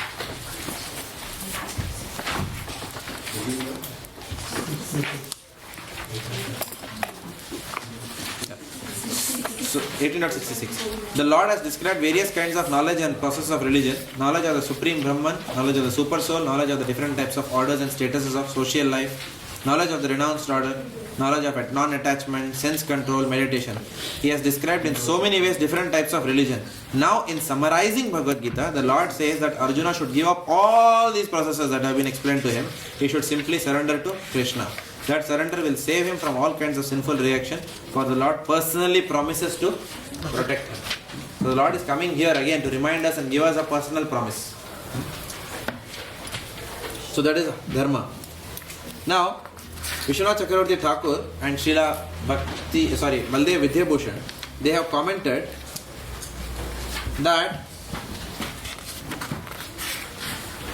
the Lord comes to attract the pious people plus satisfy his unalloyed devotees. So they give this they call as the prime purpose of the Lord's appearance, because the miscreants can anyway be killed by the Lord. Just by his thinking, he can kill the demons. So he doesn't have to come specifically, and that to himself, to kill demons. Keshav Prabhu was mentioning in one of the Bhagavatam classes that Lord Krishna actually, in his original form, he doesn't kill any demon. All demon killing activity is done by the Vasudeva feature of the Lord. Lord Krishna expands as Balram. Balram expands as Narayana expands as Chaturvyuha. Vasudev, Sankarshan, Aniruddham and Pradyumna. All this demon killing activities is all the function of Vasudeva Krishna. Like that.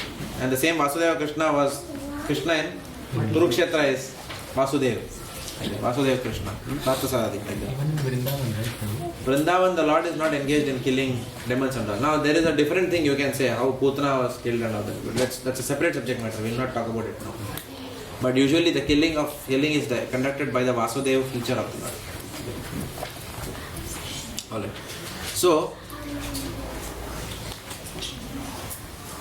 the Lord is Akhila Rasamrita Murti. Akhila Rasamrita Murti means what? That he is the reservoir of all rasas, like that. Reservoir of all rasas. So he wants to engage in different pastimes with his devotees. With Bhishma, and he wants to fulfill the desire of his devotees because he is an intimate servant of his devotee. So Bhishma wants to worship the Lord in chivalry ras. Therefore the Lord is manifesting and taking that wheel and then proceeding towards him. Jaya Vijay knew the Lord's desire, that the Lord wanted to fight. So Jaya Vijay, who are his gatekeepers in Vaikuntha, they realized. They said, if the Lord wants to fight, we really need to irritate him. Correct? Because the Lord is the supreme. Who can have more tolerance and patience than the supreme Lord? Bhrigu Muni, was it? Who kicked the Lord on the chest. Even then the Lord was not agitated. He is telling Bhrigu Muni, your legs might be, paining. Your feet must be paining. Like that he said. Right? So, for a Lord, Mataji, if you want you can sit on a chair, please. Or if you want, you can stand also, no problem. So please feel free. I know this is a bit uncomfortable, please pardon for today. Next class again we will go back to the study room downstairs. So, that Supreme Lord who has got that supreme patience, when Bhrigu Muni kicked him, he is asking, your feet are paining. Now such a supremely patient Lord, how he can be agitated and made angry? How? How can you make your Lord really angry?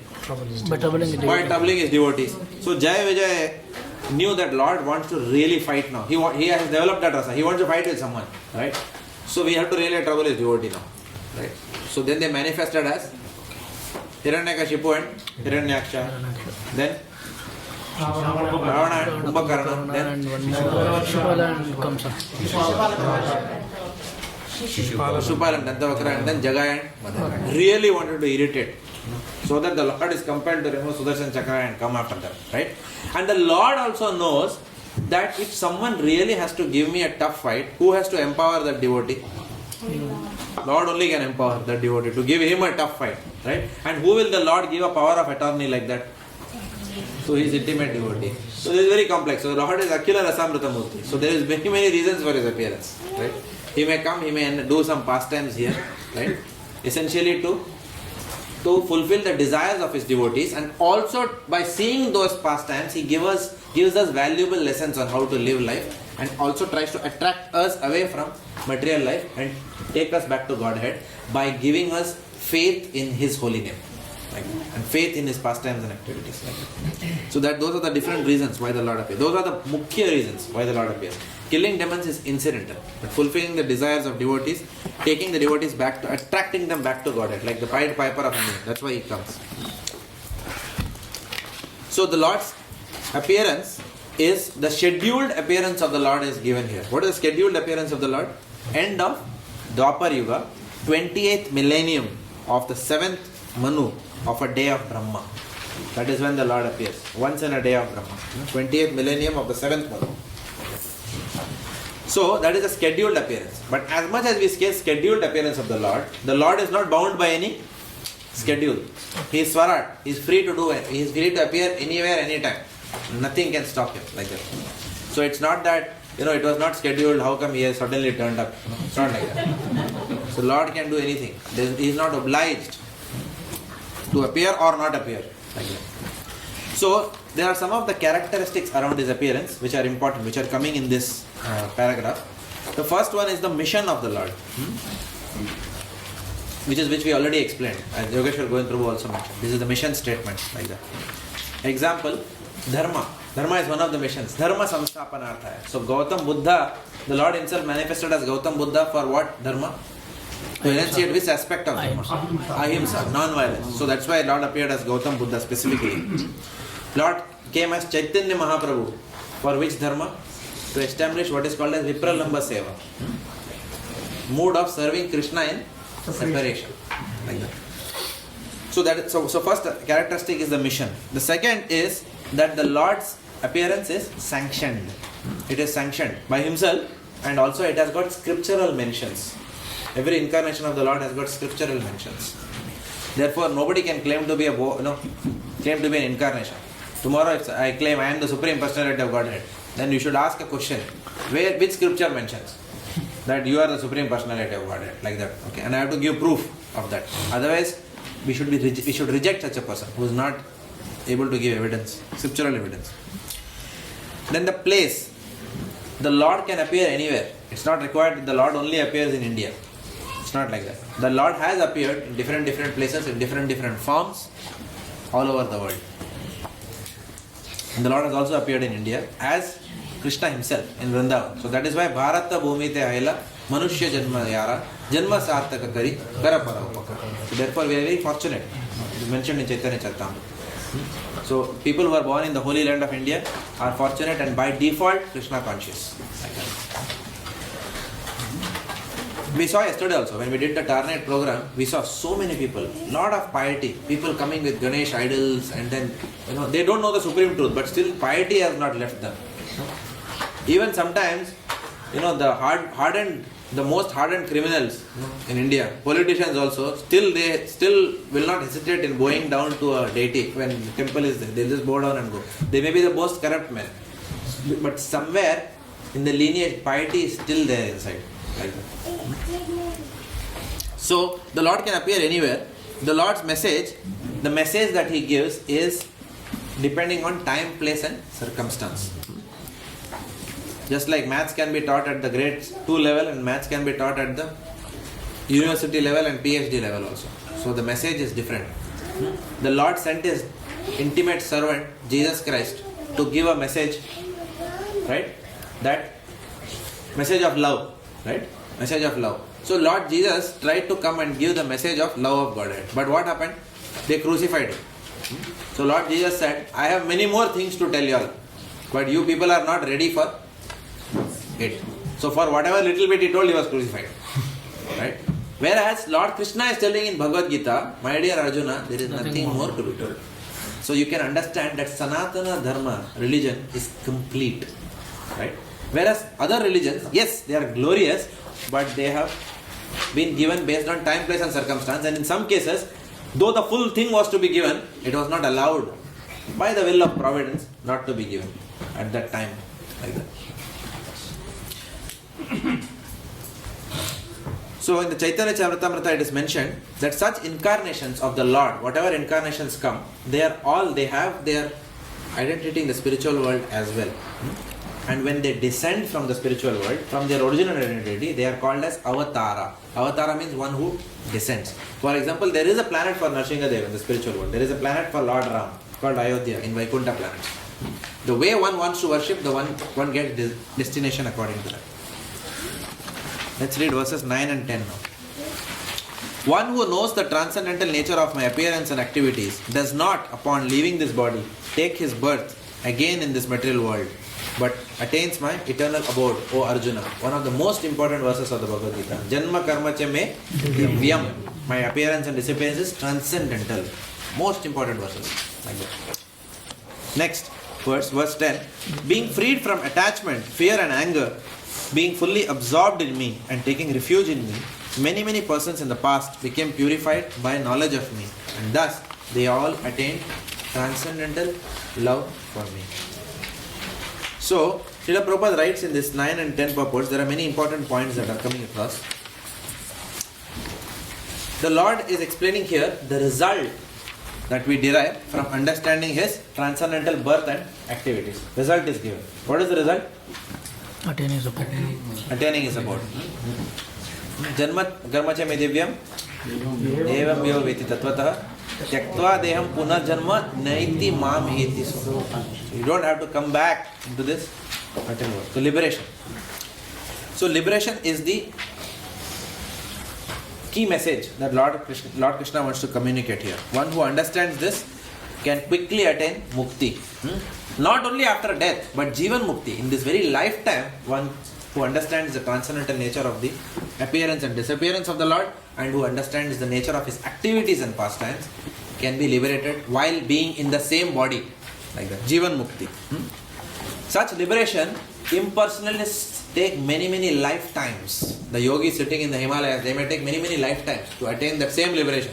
What devotee gets very easily, simply by putting faith in the Lord's appearance and pastimes. Therefore, Lord Krishna is telling Arjuna, please cultivate this Krishna consciousness with faith and knowledge. There is faith required here. So he's talking, faith is required, but knowledge is also there. Both have to be there. Faith and knowledge. Now, if you go back to 3rd chapter, text 10.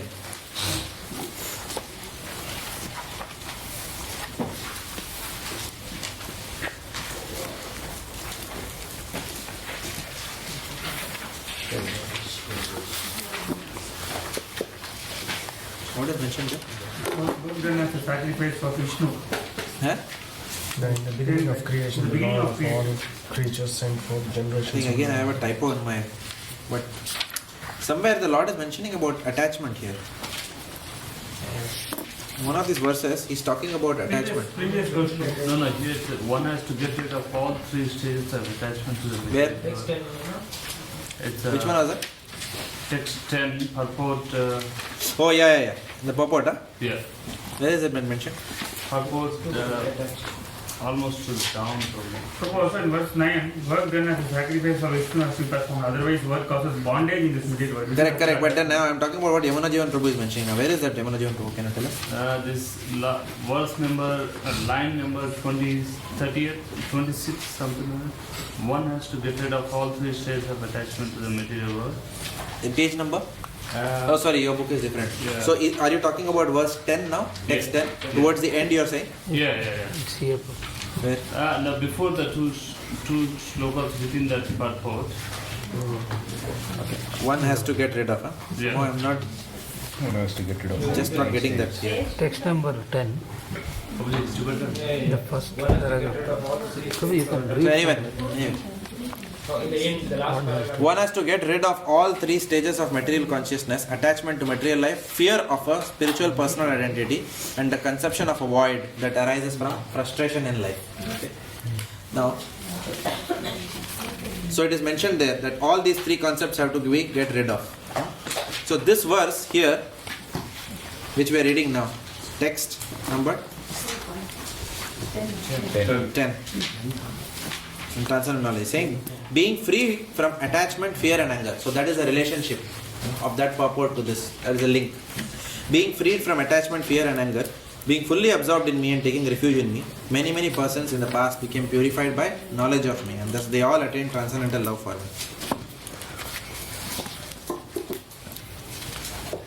So Prabhupada is writing that the knowledge, that the self-realization has got 2 components. One is that we are not the body, but another is what? We are the spirit soul, not the body. That's one aspect. But the higher aspect is what? That the spirit soul is a servant of Krishna. So many people, even the Mayavadis know the first part, but the Mayavadis don't know the second part. So Prabhupada says that the people who know the second part are much more glorious than the people who know the first part. That is far superior.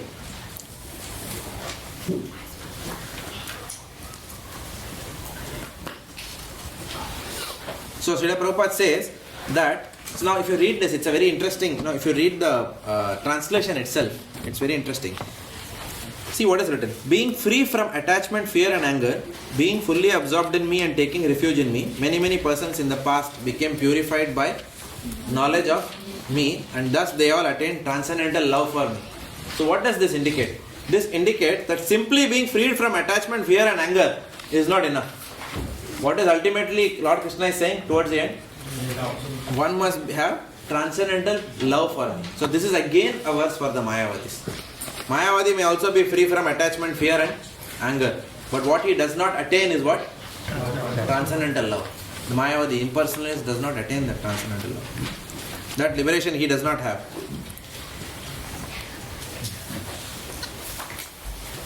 So, having said this verse, question can come that what if someone takes shelter of Lord Krishna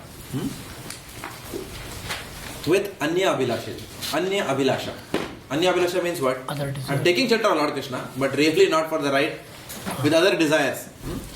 What if someone is not interested in the eternal service of the Lord? Right? Or maybe someone is more inclined to knowledge of Brahman, and with that aspect someone is taking shelter of Lord Krishna. So the next verse is saying how the Lord reciprocates with such souls. You have a question? Can we take it later because time? Just park it and ask me later towards the end of the class.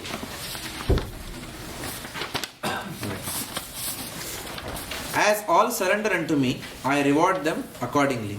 Everyone follows my path in all respects, O son of Pritha.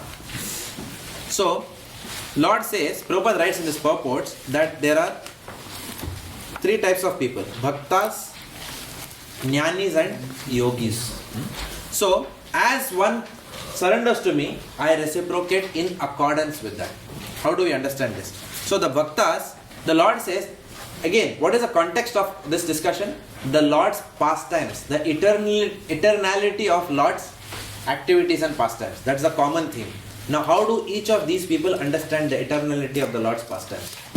So, the Bhakta, he understands this, how he actually believes 100%. He trusts that the Lord's appearance and disappearance are transcendental, and he worships the Lord and he worships the Lord's pastimes. To such a person, the Lord says, I make such a person a perfect devotee. And I actually make him a parshad. Parshad means what? Intimate servant of the Lord. So that their birth and disappearance are also eternal along with me. Does it make sense? Our birth and death are not eternal in this material world. When will they become eternal? When, whereas Viraj Prabhu said, when a soul actually becomes a sadhana siddha and then comes only for the mission of Krishna. So that birth is transcendental. And that birth is eternal also. Why? Because after winding up here, that same soul may go to another universe where Kali Yuga is going on to deliver the people in that universe. Another universe, so on and so forth.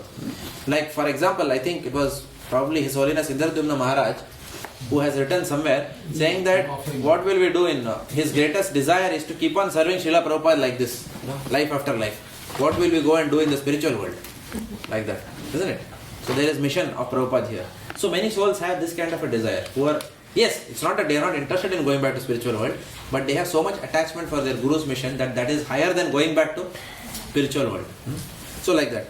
So the Lord, then the appearance and disappearance of such persons also become transcendental. They are not material. They are not appearing because of their karma.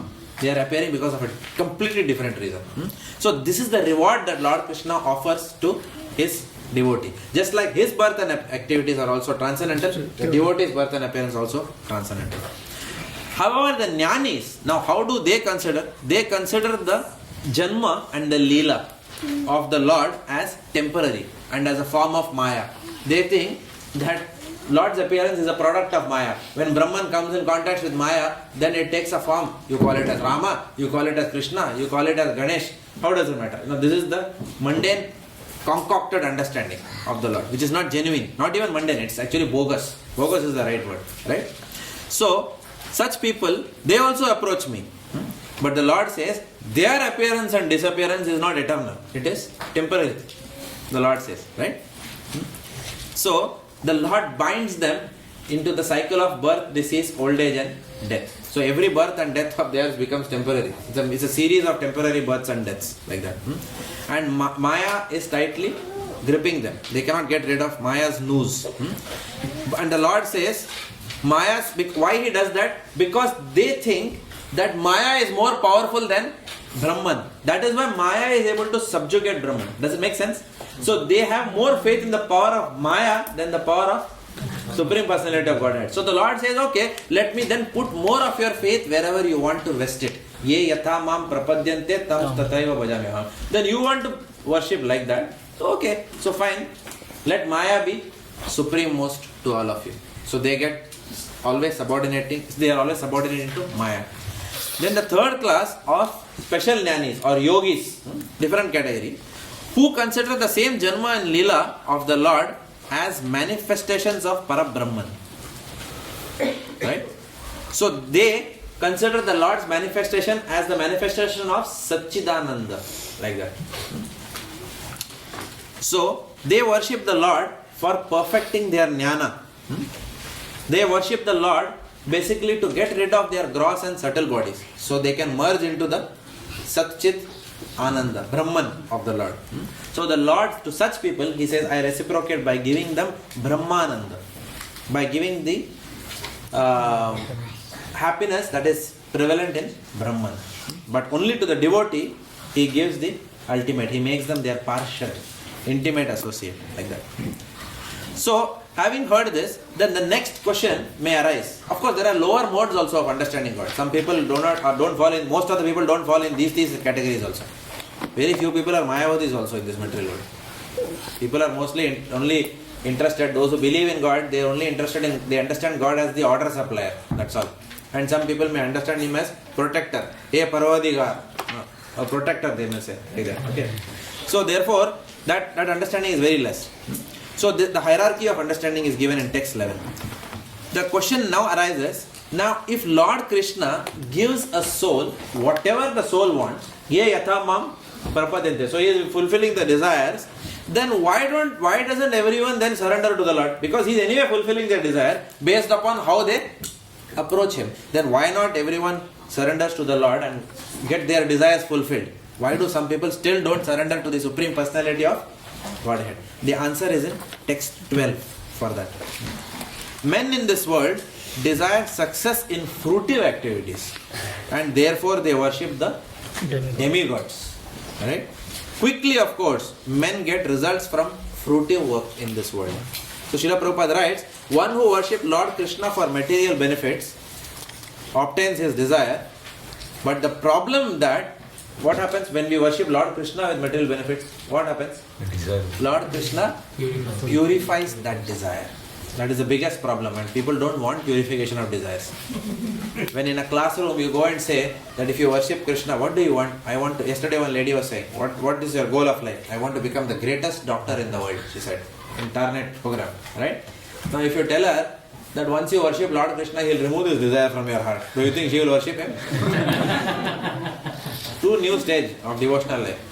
No, Ganesh is only. Vigna Vinayaka, please remove obstacles, so that I can continue worshipping like that. So the problem with worshipping Lord Krishna is He will remove that desire. He will purify the heart.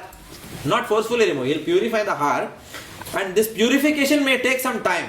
And the worst is after that, you may not desire that. Even after He gives you. Even if He makes you the greatest doctor in the world, you may say, so what? I can still only do something for the body. I cannot stop birth, disease, old age and death. That realization may come.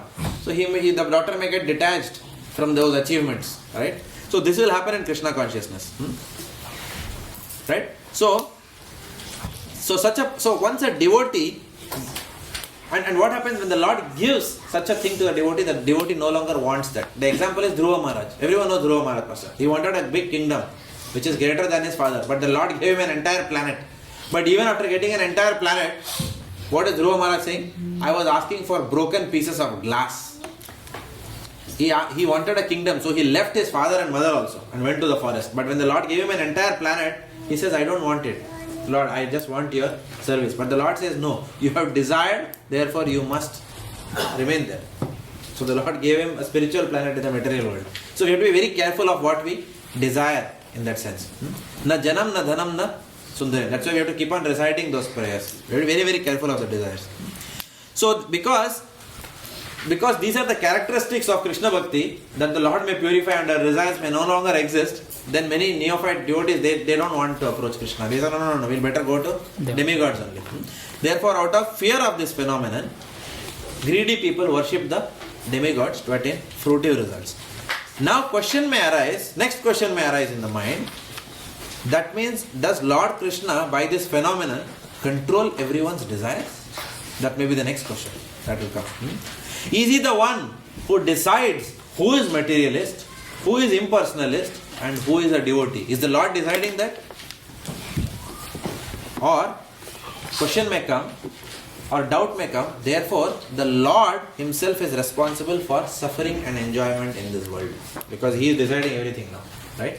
Then the answer is given in text 13. Lord Krishna is answering that question. He says, according to the three modes of material nature and the work associated with them, the four divisions of human society and are created by me. And although I am the creator of this system, you should know that I am yet the non-doer, being unchangeable. So it is mentioned here that Lord Krishna, yes, he did establish the Varnashrama structure. All Varnashrama ashramas are coming from Lord Krishna himself, but the Lord doesn't place the jivas under each Varna and ashram. Does it make sense? He creates a structure. For example, the government has created a church as well as the government has created a pub. So it has created a infrastructure. Now it's your choice whether you want to go to church or you want to go to pub. That choice the government is giving you. It's not taking away. Similarly, the Supreme Governor, Lord Krishna, has established the structure, but the choice is ours, what we want to do with our life. So, in that sense, he still remains the non-doer. He neither rewards nor he punishes anyone, because he is transcendental to the whole system which he himself has established. Does it make sense so far? Yeah. So, we must take responsibility for what we undergo. That's the key message. As controller, Lord Krishna only sanctions. He is Upadrishta and Anumanta. So he sanctions. And he sanctions sometimes against his own desires. Why? Because we desire that. He doesn't desire that for us, but because we desire, then fine. Okay. The child should not eat too many chocolates, but still the child is wailing. It's not good. Stomach ache is there, but still is wailing. But so, okay, stop. Okay, be happy. Take one more chocolate. Like that. And continue with your stomach ache. Like that, okay? Because you're not stopping at all. You're not understanding. When mama and daddy are telling you, don't eat, you're not understanding. You're still making life miserable. Okay, be happy, take it, but you'll have to suffer. Caution is there. Like that. So the Lord does not interfere with our free will. He tries to rectify our free will through karmic reactions. So again, for that, he has established a system so that we are careful where to exercise our free will. But he doesn't interfere with our free will. So, and he patiently waits for people who are Bahir-mukhi to become Antar-mukhi. People who have turned their faces away from him and subjugated by the laws of karma to one day turn their face towards him. So, neither he is the doer nor we are the doers. Because few verses back it is said, Prakriti kriyamanani gunai karmani sarvashakar. Everything is done by the modes of material nature. So he is saying, just like you are also not the doer, I explained to you. Please understand, I am also not the doer. Both of us are not the doers. Right? Why does he say that? He says that because at times he says you are not the doers to keep us aware that material nature is the one which awards results. So we don't become proud of our achievements. So therefore Lord Krishna is reminding us, you are not the doer. It's your good karma because of which you are getting promotion in your life. Right? Don't think you are the doer. You did something nice in the past. Now you are doing some activity. Therefore, because of that, you are now getting something which the other person is not getting. He may still be more capable. Right? But you have got some past karma. So don't be very proud of it. And other times, he makes us actually realize that though you are not the doers, you are still culpable for for exercise of your free will in a particular way. In that sense, you are the doer. Because you decided to do something. Does it make sense? You might have decided under the modes of material nature, but even under the subjugation of mode of material nature, you still had a free will to turn back to advice from Guru, Sadhu and Shastra. But you allowed yourself to be subjugated, therefore you are culpable now for that. So the conclusion of this section is that the jiva desires to act, Lord Krishna sanctions that act, and material nature facilitates that activity. That is the conclusion. Jiva desires, Lord sanctions, and material nature facilitates. So if we understand this, then we'll understand the gist of this section. All this about doer, non-doer, prakriti, that's all made very clear in these commentaries. So last two verses, text 14. There is no work that affects me, nor do I aspire for the fruits of action. One who understands this truth about me also does not become entangled in the fruitive reactions of work. So when the jiva acts on an independent platform, what happens? Karma binds the jiva. And therefore the jiva attains reactions for whatever he does.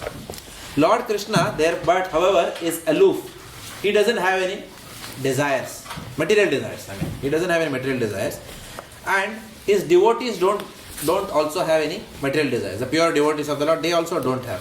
So both of them don't fall under any of these categories. They don't fall under even the Varna and Varnashrama Dharma. For devotee, all that is not applicable. However, a devotee still performs his prescribed duties under all these rules and regulations that Lord Krishna, under this structure which Lord Krishna has put. A devotee still subjugates himself just for the pleasure of the Lord, which is mentioned in Srimad Bhagavatam. Hata pumbir dvija shreshta varnashrama vibhagashah swa anushthista dharmasya samasiddhir dosha haritoshanam. So all this varnashrama dharma, the import, the reason for following all this is ultimately haritoshanam, pleasure of the Lord. So when the jiva understands these facts about Lord Krishna and applies this transcendental knowledge which Lord Krishna is giving to do work for his pleasure and becomes a servant of the Lord, then such a jiva also becomes aloof from the karmic cycle. That is what Lord Krishna is saying. Lord Krishna is now laying the foundation for something very important, which is going to talk in the next section. Text 15.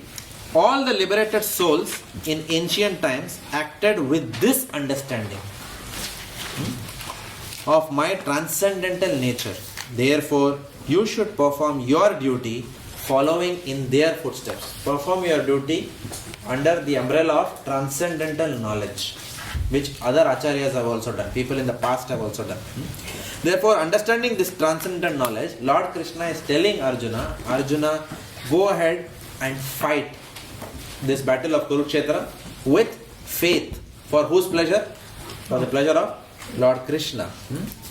And then he promises Arjuna, you will become liberated if you do that. Because that is the power of transcendental knowledge. In the next section now, Lord Krishna will start explaining as to how externally one can be actually seen to be performing activities as if they are karma, but actually he is not incurring any karma out of those activities. So the Lord is going to be explaining how a karma should be performed in the next section of this transcendental knowledge. So before that, the Lord has established his appearance and disappearance, and he has said that I am not the doer, you are not the doer, but still you can be subjugated by the modes of material nature to do certain activities. But now in the next section, the Lord is saying, but doesn't mean that if you are doing activities, you are subjected to karmic cycle. You can still go on doing activities for my pleasure and not be touched by the karmic cycle. So not everyone who is engaged in activity are bound by karmic cycle, nor is inactivity a way of escaping the karmic cycle. Is it confusing? We'll talk about it in the next class because it's 9:15. All of you are tired. So I'll repeat this section as an introduction to the next class. So when you are fresh at 7 o'clock, then you will understand it better. Okay? Tomorrow morning is Radhashtami, so many of you have come for Mangala Aarti. Stop. Please honor the cake below, and please don't forget to pray and wish Vidyavadu Mataji and also Shubhiksha Mataji. Shubhiksha Mataji, are you here in this room? Oh yes, it's your birthday as well, right? Tomorrow. Okay. Hare. So we'll go down and we'll pray for both these Vaishnavas and take their blessings also. Srila Prabhupada ki Jai.